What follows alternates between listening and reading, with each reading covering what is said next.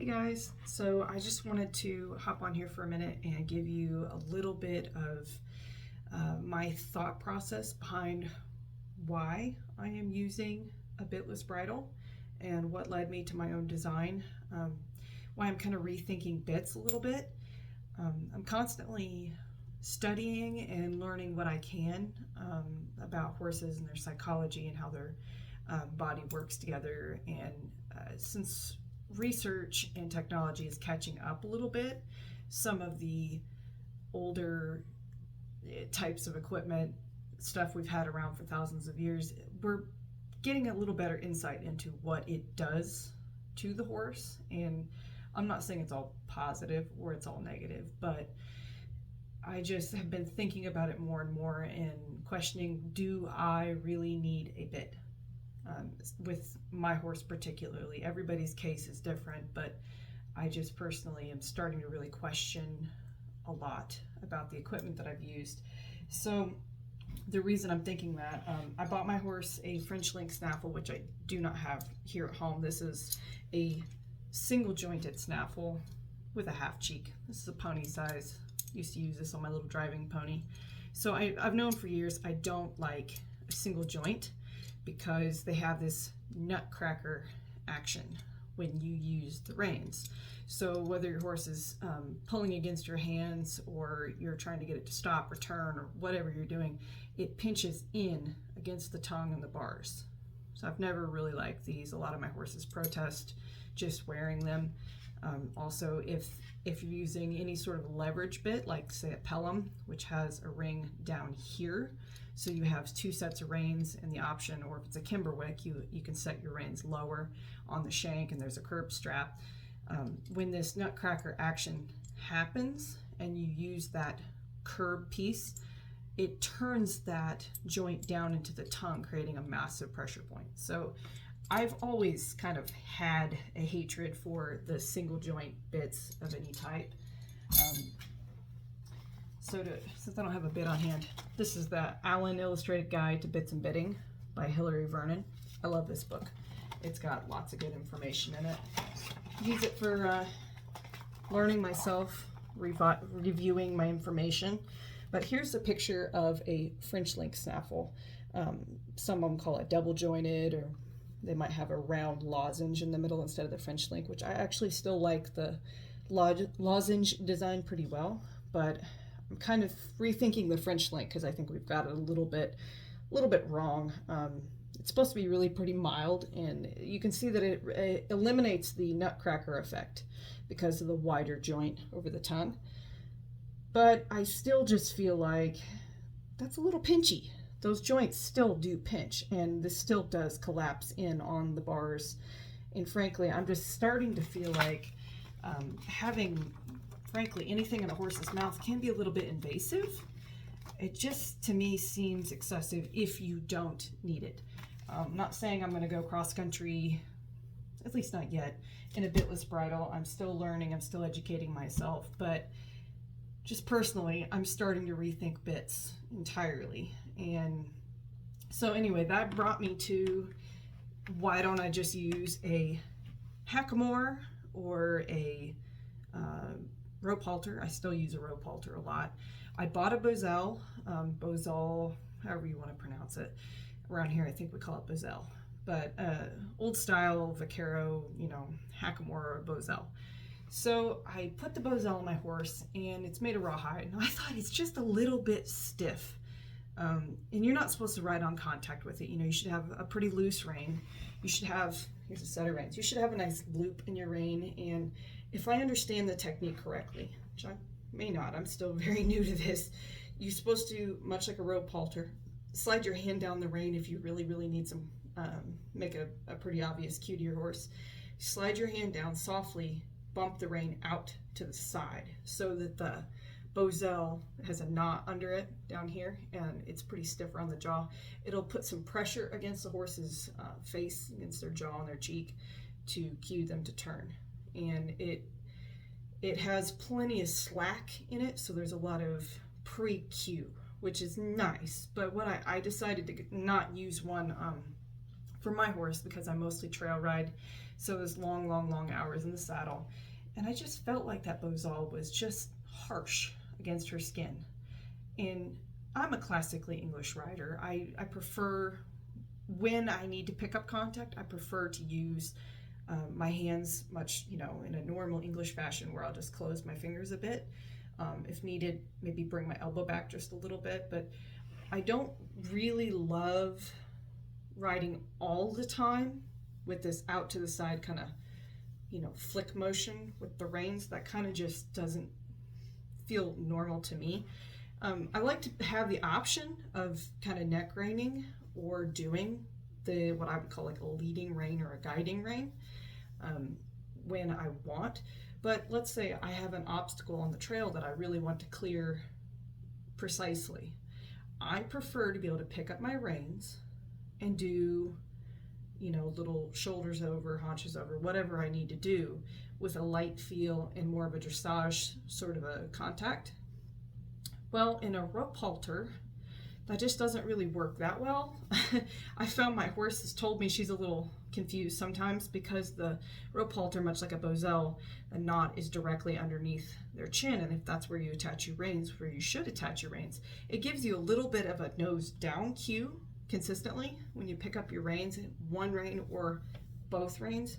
It will tend to want to tip that horse's head down from the pole, which is excellent. But if I'm more precisely trying to steer the shoulders a little bit, and I want to use my hands for that, I find that it just can be a little vague, because that pole is coming so directly from under their chin, as opposed to on, say, a snaffle bit, which comes from the sides, where you can just tip that horse's nose ever so slightly with light rein contact.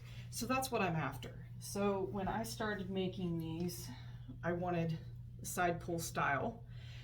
I don't want a mechanical hackamore, because I do not need leverage. I don't want metal against my horse, and I don't want that squeezing action from most of the side pulls have either like a Dr. Cook style, they have the crossing straps that go under the jaw. So when you pull your rein, it has a squeeze effect on the whole head.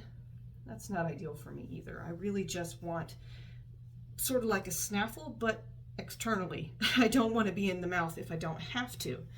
So if you take a light pull on this, let me hook a rein on there, a light pull on one of these rings, you can turn the head.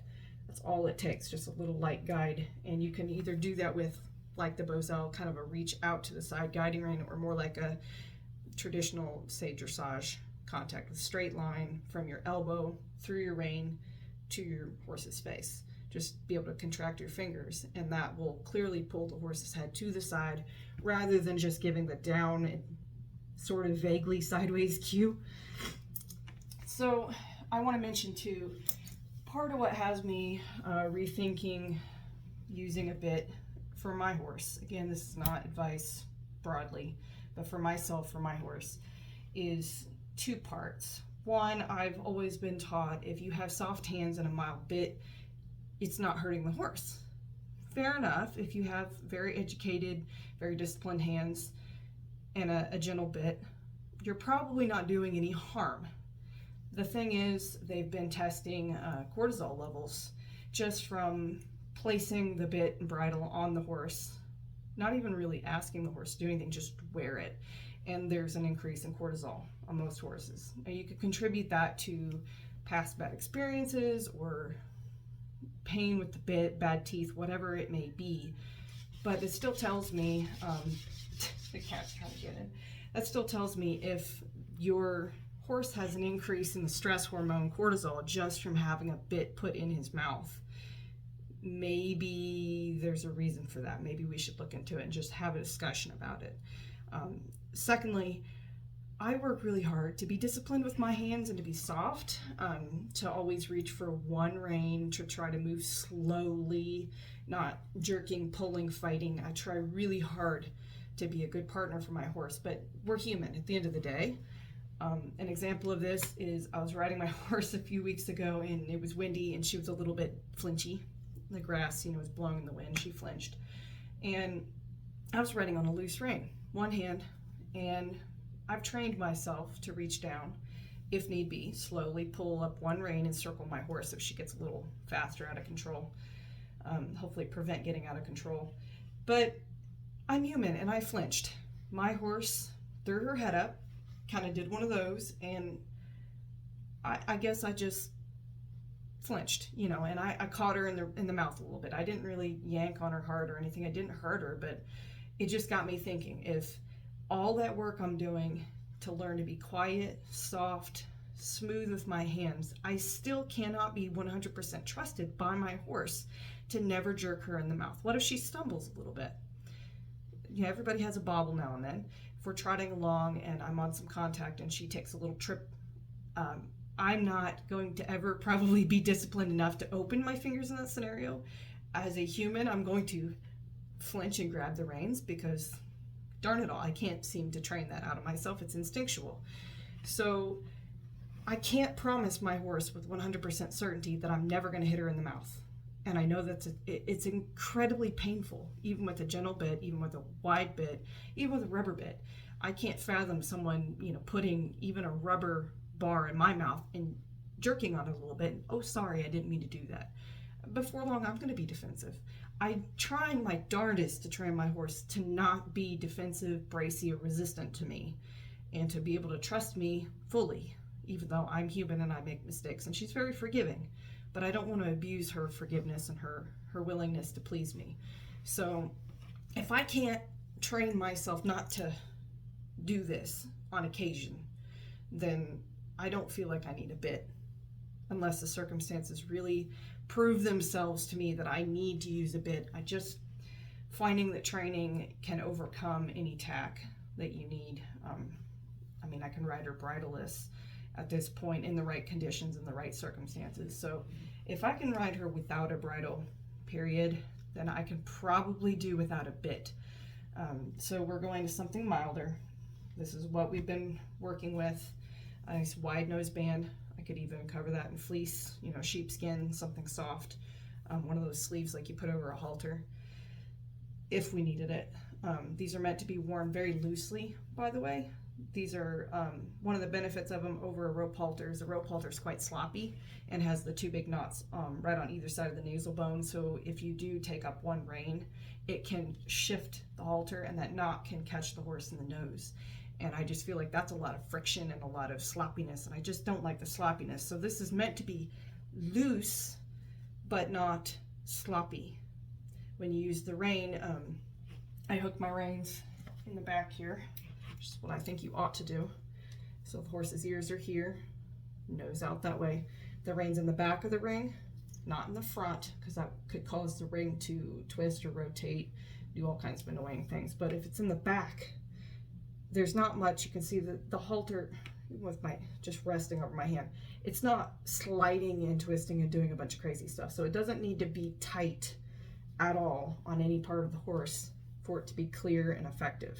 So it's meant to be loose enough you can fit, say, 3 or 4 fingers around all parts of the horse's face with it on and in use. So that's comfortable for long distance riding. It means that my horse can open her mouth, lick and chew, and you know, she puts her head down to graze. She's not going to choke up on a bit. She's not going to get her like a tight noseband. She's not going to get pinched when she opens her mouth to yawn. This allows her to do anything she needs to do with her head, her face, to be relaxed, and that relaxation transfers throughout the body.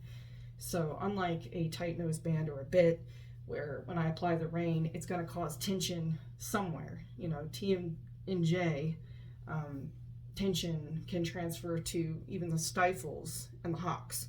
So if you're having issues with tension even at the back end of your horse, it may very well be your bit or your horse's understanding of the bit. So I'm mitigating that the best I can by just skipping the bit, go to something mild, teach her how to give to it. A lot of people go to like a leverage hackamore, mechanical hackamore, something with a shank down the side of it, and your rein would attach down here on the shank, so that when you pull, it rotates the entire head. It applies pull pressure at the top of the ears, nose pressure on the front of the noseband, and then the chin strap will squeeze up tight too. So your horse's head is virtually in a vise. And again, as disciplined as I am and as hard as I work at having a soft, reliable hand, there is nothing to say that when a bird flies out of a bush and my horse jumps and I wobble off balance, I'm going to have the discipline to let that rein slip through my fingers so that I don't accidentally punish my horse in the face with that nutcracker action of the pull, chin, and nose pressure.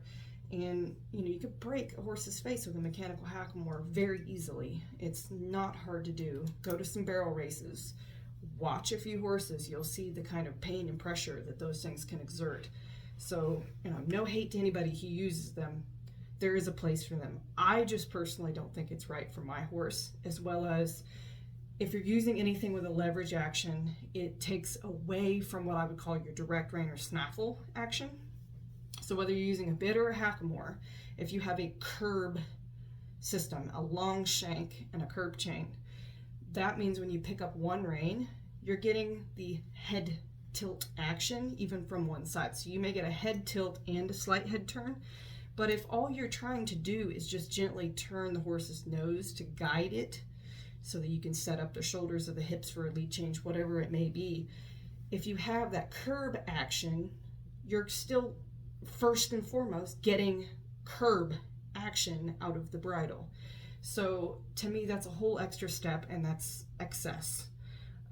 I just don't feel that's necessary, at least not for me. My horse can be trained to drop her head or flex at the pull off of direct rein pressure rather than using a curb rein. So again, this is just me, my preference, but this is what we're going with. I'm on a journey of never-ending knowledge and discovery, and we're trying all new things. I'm also mentioning I've been riding in this bridle. I thought I liked it, but my horse pointed out to me that because it's a little bit on the larger side and these are long and don't have keepers, when she does decide to shake her head, you see how that tail flaps around? That about caught her in the eye. It got in her field of vision and it bothered her a bit. So I'm going to switch this to my Pirelli bridle, which also has a brow band. I'll show you right here, a brow band through here, and it has a little string. It goes down to a combination bit. I'm going to take that combination bit off and put it so that the string can help support this nose band as well. Make sure that it doesn't fall down onto her nasal bone or impede her airway at all. So my bridle shouldn't have flappy flappies. We're going to get rid of those, and we're going to make sure that the nose band is well supported so that no matter what head position she's in, it won't impede on her air and it won't bother her nose and cause any extra friction. So anyway, thanks for listening to me ramble about hackamores and bits and all that. If you have any questions, I'd love to talk to you about it. Again, I'm not saying there's a right or a wrong, and I'm not criticizing anybody. I'm just saying, as I'm learning more about horses and as I'm reading the research literature, I'm just finding there's less and less excuse to really need to use a bit on every horse in every situation, and maybe with a little bit of equitation, with a little bit of horsemanship, we can work around needing pain or leverage or restriction, where we could just use understanding, horsemanship training, have your horse educated in a way that it just feels the slightest shift to your seat in your hands and your legs, your energy in response to that. Of course, I don't recommend everybody just ride around bridleless all the time. That would be ideal, but that's not realistic. We have prey animals and they can get startled and bolt, and you do need a method to be able to control them. So control method, in case of emergency, we have one rein, at least one rein to be able to turn and steer and control that horse's speed in case they get panicked about something. So anyway, I hope that helps.